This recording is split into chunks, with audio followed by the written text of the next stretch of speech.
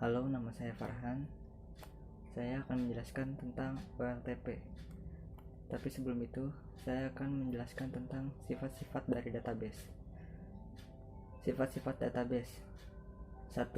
Berbagi data, artinya elemen-elemen database dapat diakses dan diolah oleh banyak user dan dalam waktu yang bersamaan.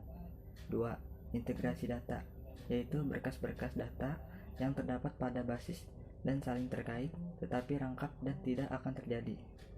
3. Keamanan data. Data yang saling berelasi dalam database menyangkut informasi tentang seseorang yang bersifat privasi. 4. Abstraksi data merupakan tingkatan dan level bagaimana melihat data dalam sebuah sistem basis data. 5. Independensi data.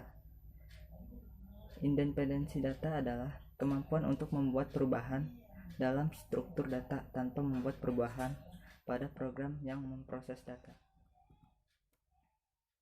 OLTP atau Online Transaction Processing merupakan data operasional di mana data yang terlibat dalam pengoperasian sistem tertentu dan hal itu ditandai transaksi online sederhana seperti insert, update, dan delete. Sistem yang dilakukan OLTP adalah melakukan query secara cepat, data mudah untuk diperbaiki, menjaga integritas data dalam lingkungan multi-akses, dan efektivitas yang diukur dengan jumlah transaksi per detik. Karakteristik OLTP mempunyai karakteristik yaitu beberapa user dapat creating, updating, retrieving untuk setiap record data. Tujuan OLTP dan OLAP. OLTP adalah singkatan dari Online Transaction Processing. OLTP sering kita jumpai di toko atau swalayan, berbeda dengan OLAP.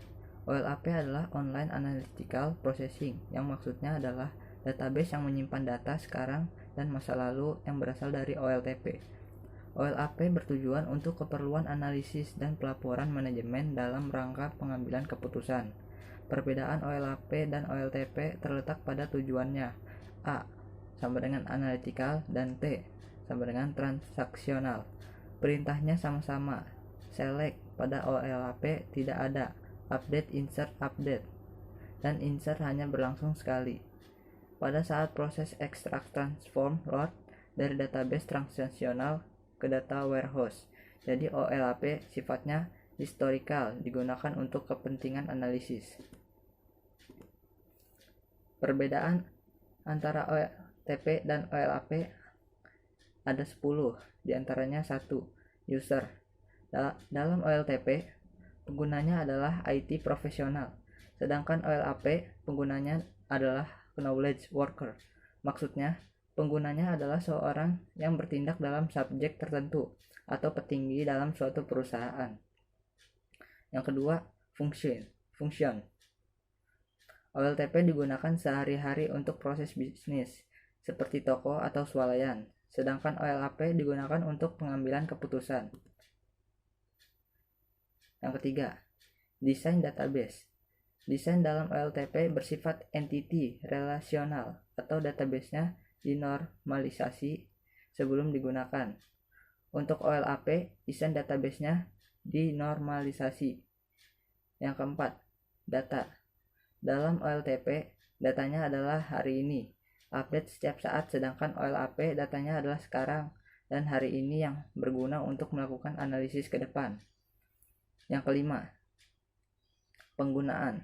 OLTP digunakan setiap saat, sedangkan OLAP digunakan seperlunya. Yang keenam, akses. OLTP aksesnya bisa write, read, dan lain-lain, sedangkan OLAP sering dibaca karena digunakan untuk analisa. Yang ketujuh, unit pekerjaan. Kalau OLTP pekerjaannya hanya sederhana, misalnya transaksi dalam swalayan. Untuk OLAP, query untuk penampilan data sangat kompleks. Yang kedelapan, jumlah rekaman yang diakses.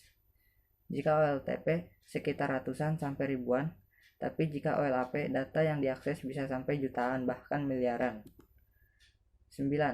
Jumlah pengguna. Untuk OLTP penggunanya adalah puluhan, tapi kalau OLAP penggunanya bisa sampai ratusan bahkan ribuan. Yang 10. Ukuran database. ukuran database untuk OLTP sekitar MB sampai GB atau gigabyte, sedangkan OLAP bisa sampai gigabyte sampai terabyte.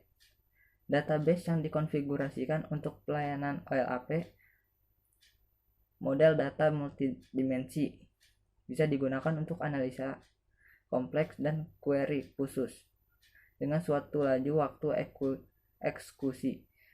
Mereka meminjam seperti database navigasi dan database hierarki yang lebih cepat daripada yang sefamilinya. Sekian penjelasan dari saya mengenai OLTP. Semoga bermanfaat bagi semuanya. Terima kasih. Assalamualaikum warahmatullahi wabarakatuh.